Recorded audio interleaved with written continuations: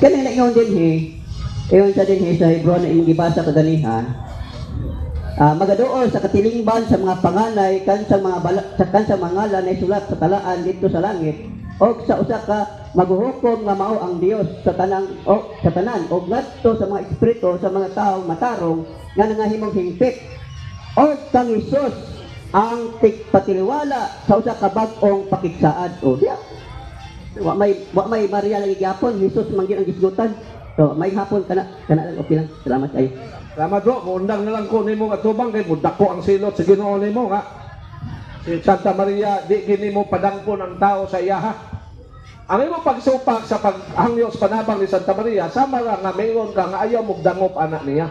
O to dako ng sala. Kay tina magayo sa mga kasulatan nga midangop ka mo sa mga espiritu sa mga matarong nga naintit na. Pero imo pagina siyang lubagon, imo paginang ibre. So in other words, sama ra nga mingon ka ayaw dili ka mo dangop ni Maria. So that is against the will of God. And that is satanic.